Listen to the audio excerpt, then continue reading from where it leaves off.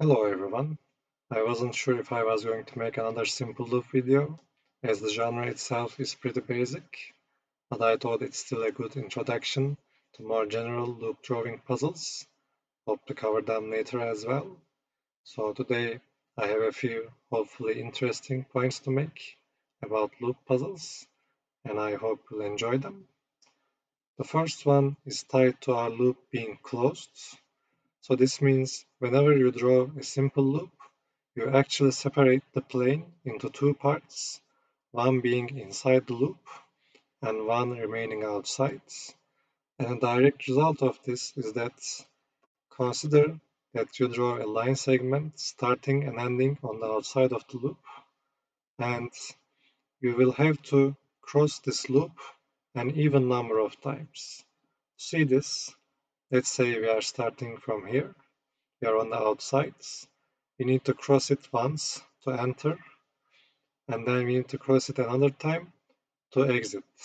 So that makes two. We are on the outside again. So if we'll have to enter again, then we'll have to exit again. So that makes four. And then one more time an entry and an exit. So, and then we end up on the outside. So that means the entries and the exits are paired up because we have started and ended on the outside. And we can say whenever we draw line segments like this, we will cut our loop an even number of times. Another example is here with two crossings, another with four. I should say this is not a valid counterexample because here we don't actually enter this loop, we just cut through its corner. But this is again a valid example. We cut here and here our loop.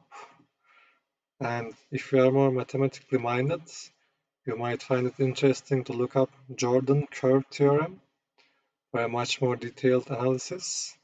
But here I'm mainly interested in how this helps us solve simple loop puzzles. And while this is definitely very interesting, you don't draw diagonal lines in simple loop. So a more useful place to look is horizontal or vertical line segments, such as this one. These dots indicate that they are unshaded cells. They will be used by the loop. Anyway, here we have four forced loop segments cutting through here. So that already makes four. And then we have the option to cross it one more time. But we already said that we need to cross any given line segment an even number of times. So I can't actually do this and still make a valid closed loop.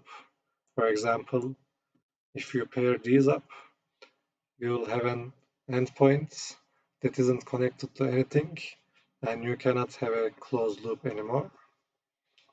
So actually you turn right, and then here's a closed loop situation.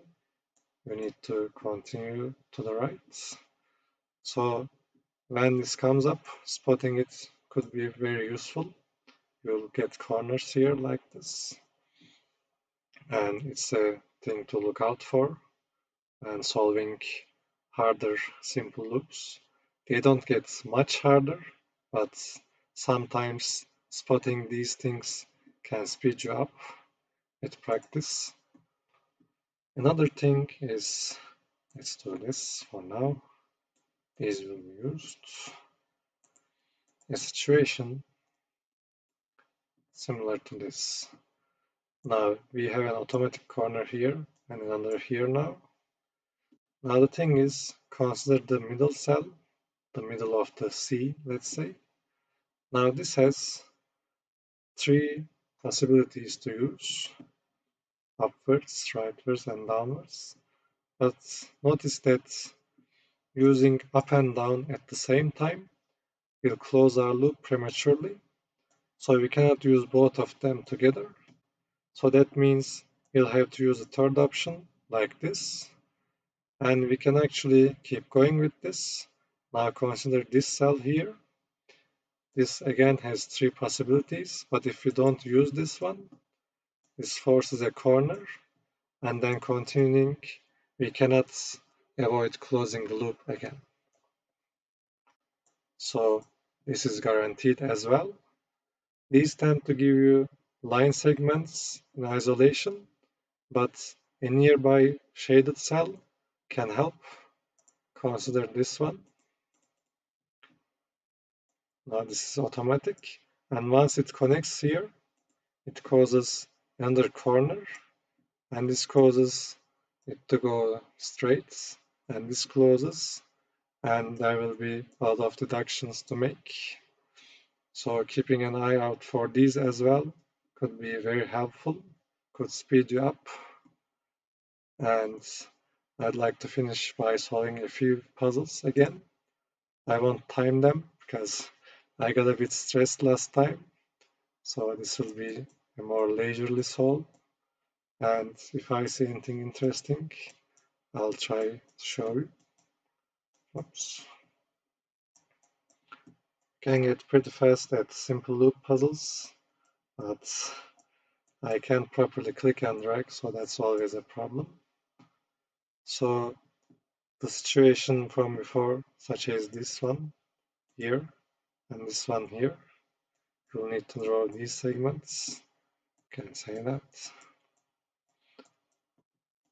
You don't strictly need these techniques, the ones I showed you today, but spotting that can help you speed up a lot.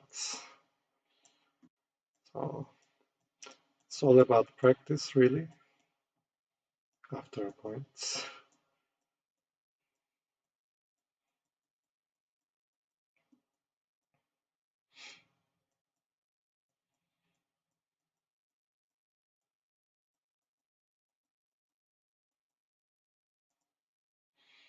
Nothing much interesting there. Just, oops, standard deductions for now. Can't draw. There's a tunnel, a corner, another corner, corner here. You can draw these now, as if you don't, the 2 out of 3 logic applies. And once you do that, this will give you the whole part of the loop here. And then you just can finish it. Again, here is same logic. Here's a corner, here's corner,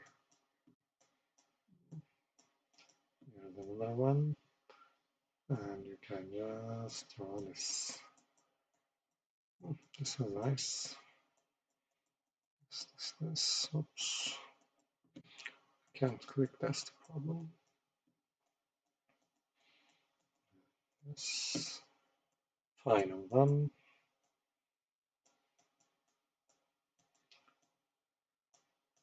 Oops, what's that?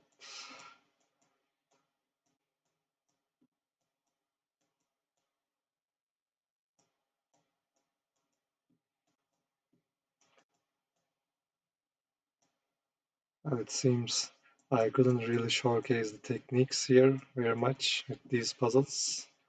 Definitely not the parity arguments, but still, I hope you enjoyed this, and I hope you learned something, and I hope to see you again soon.